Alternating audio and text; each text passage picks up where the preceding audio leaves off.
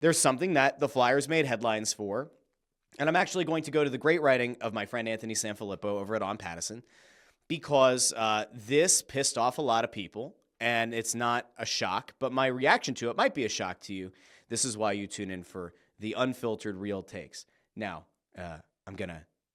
let's throw this up on the screen really quick, because the Flyers decided that for the first time in 6 years, they're going to raise season ticket prices. Now, this might be upsetting to you. I don't know where your mind is at. I don't know where your mentality is at. But there are people who are upset about the season ticket prices going up. And the reaction has not gone the way that I think Comcast Spectacor wanted it to go. And, Anthony leads here that the last time the Flyers raised season ticket prices, Trump was president the first time. The COVID hadn't happened. Gabe Kapler was still the manager of the Phillies. This Is America won the Grammy Award for the Record of the Year. It's been a long time. He goes on here to explain about how the Flyers did the $450 million upgrade to Wells Fargo Center, which, in fairness, a lot of that was presumably to try to get the Sixers to want to remain in place, to get the Sixers to remain at Wells Fargo Center. Give a nicer facility, perhaps they more strongly consider staying here. Now, there's another thing that can go here, but let's see if I can get this pulled up in a little bit clearer of a way. I think I can. So this is Dan Hilferty's address to season ticket holders, and let's see. There we go. All right. So I'm not going to read the whole thing, okay? But Hilferty does the smart thing. Kind of builds people up, builds up the idea of building something special, talking about established vets, Couturier, Lawton, Konechny, Sanheim, all guys that you would expect them to include because it's the leadership core. Now, again, Scott Lawton, why is he still here? Probably trade him, would be fair. Okay, fine. But he's outlined. He's one of the players, one of the veterans on the team. Fine. Sanheim viewed as a very good locker room guy. Great. Then the young talent, Mishkov, York, Forster, Cates, Bobby Brink, who's notable by their absence. Owen Tippett. They just gave him a massive contract. Does that mean they've soured on Owen Tippett? I don't think so. Interesting, Noah Cates' inclusion there. That is likely due in part to very strong play of late. Okay. You guys can let me know in the comments if there's anybody that you think should have been there. But they talk about the new era of Orange. Thank you for your patience, loyalty, sticking with us through thick and thin. And then this is the part that you come back to. And this is the thing that, among all the other things that are going on around the team, this is the thing that I've been pretty consistent about. The trying to remain transparent from an organizational standpoint about what's going on. They kind of hit on it here. We also promised to keep the lines of communication with leadership open and clear. So I want you to hear this from me directly. Looking ahead to 2025-26, your average ticket price will increase by $3 per game. The decision to increase season ticket prices for the first time in 6 years was not made lightly, but it is a necessary step to ensure that we can continue building a team that you are proud to support and enhancing your game day experience. And then goes on to explain where people can find this information. Now, this obviously did not go over well with a lot of season ticket holders, and in fairness, Anthony outlined a lot of them in his story, where you get people who are pissed off because they think the timing is horrible, and the fact that the team, once again, is kind of in that middle. Russ Joy here, resident, soothsayer, continues to say it doesn't really feel like a rebuild, has noted the fact that Briere, Jones, they're really not calling it a rebuild. They're also not calling it a retool. They're not really putting a label on it. It's like when you're kind of dating somebody in the very beginning and you're not exactly sure, so you don't want to say girlfriend or boyfriend. They're your friend. You don't want to put a label on it, which is sometimes a red flag. I would consider that a red flag. If you're in a relationship and in your mind, you're together, and then you hear the other person say, oh, well, we don't really have a name for it. Don't want to put a label on it. That's a red flag. That's a run the other way. Now, I'm not saying that's what this is with the Flyers. However, a little bit of a concern. And by the way, I had somebody in one of the comments on one of the videos on the channel say, why don't you voice this to the Flyers themselves? But my thoughts about the rebuild. I have. I certainly have. I have made it known that I think that their best path to getting elite talent is by getting it high in the draft. But you know who doesn't have to listen to me? The Flyers. I digress. We're going to come back around. Now, why did I say that you might be surprised with how I feel? Because I typically am very consumer friendly. I'm usually very fan friendly.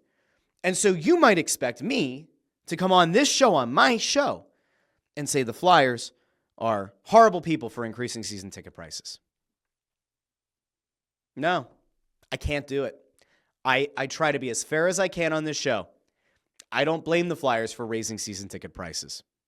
I don't have a lot of sympathy for season ticket holders who are going to see their tickets go up by $3 a ticket.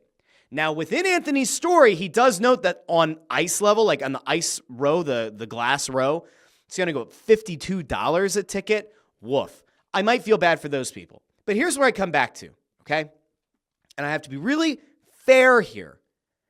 If you have the money to invest in season tickets, it's hard for me to then feel sympathy for you when your prices go up. It's the first time in 6 years.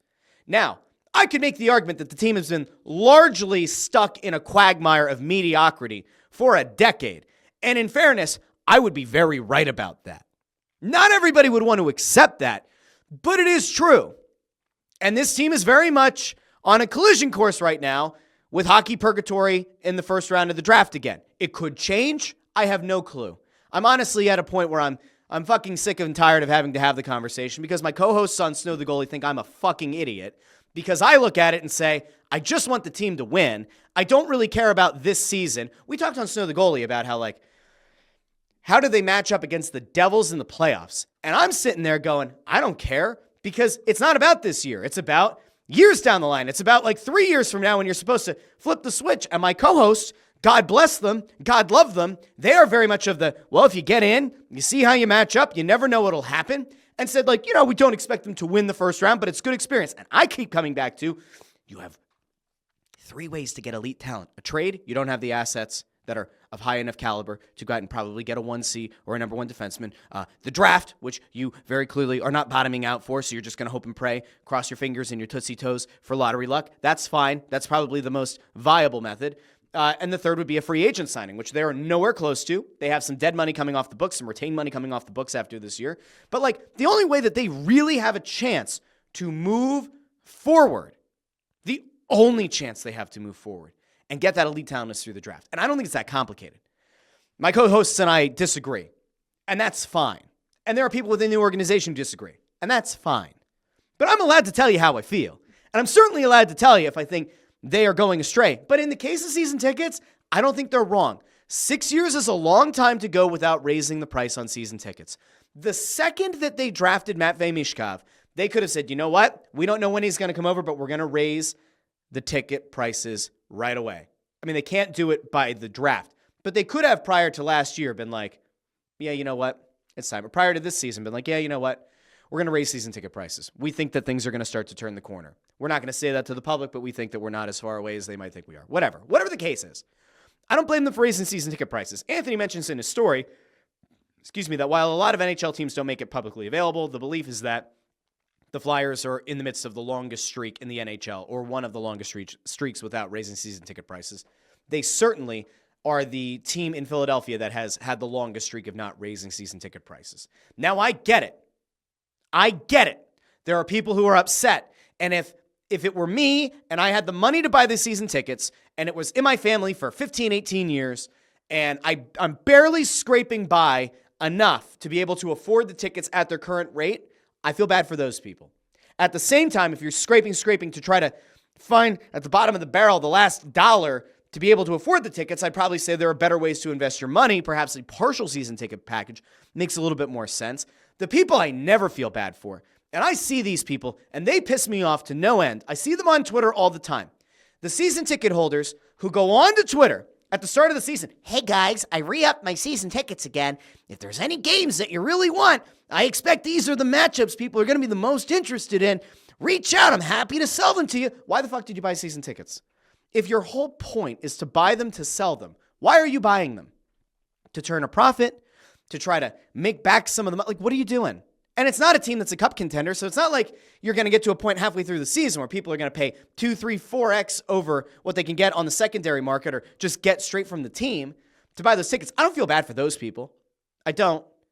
I don't feel bad for the people who say, oh, well, I have my tickets and I went to sell them and I'm having a really hard time selling them because people could get them for cheaper on the secondary market. Again, that's your fault. You chose to invest in a team that isn't ready to compete right now.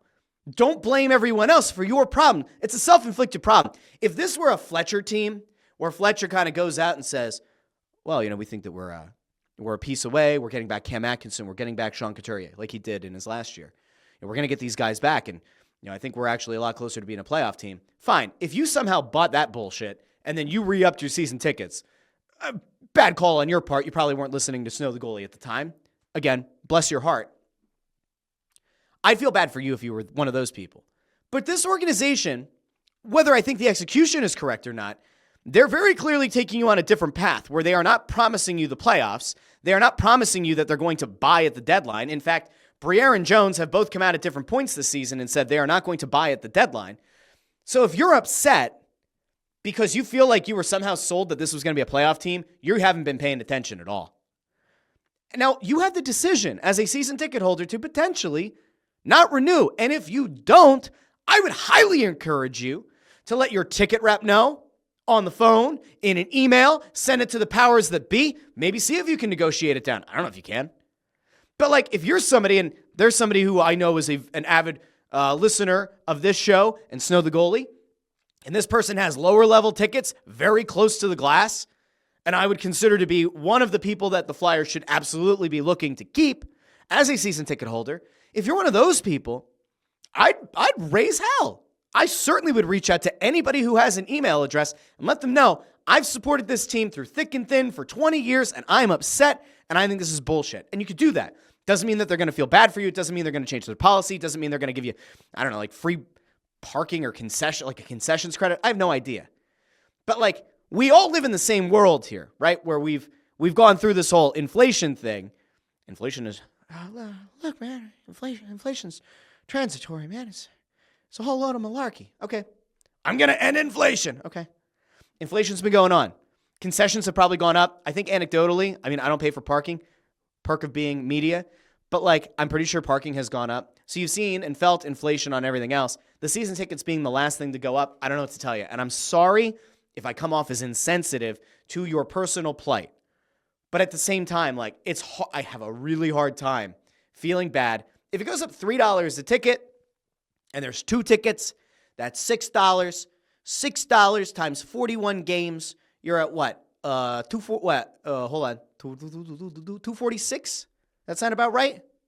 Sounds about right to me. I don't know what we're doing at that point, guys. Seriously. $246, is that enough to make you cancel your season tickets? Maybe. If it does, let them know. Let the front office know. Let the organization know. Let the ticket sales department know. But guys, I have to be fair here. I rip these people. I rip these teams. I rip bad decisions. I rip when there are things that are said that aren't clear. I'm also man enough, and I did this last week. I'll pull back the curtain a little bit.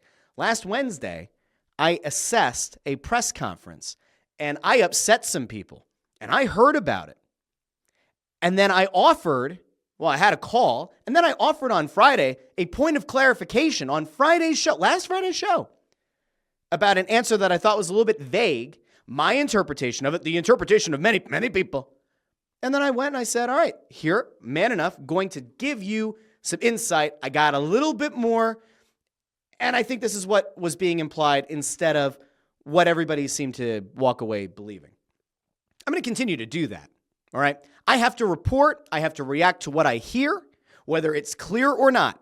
I have to continue to be honest and transparent with the people who watch this show or who watch Snow the Goalie or listen to either show. I'm critical when it's fair to be critical. And in this case, I don't think it's fair to be critical of the organization for upping season ticket prices since they haven't done it in 6 years. I call it as I see it. You can agree, you can disagree.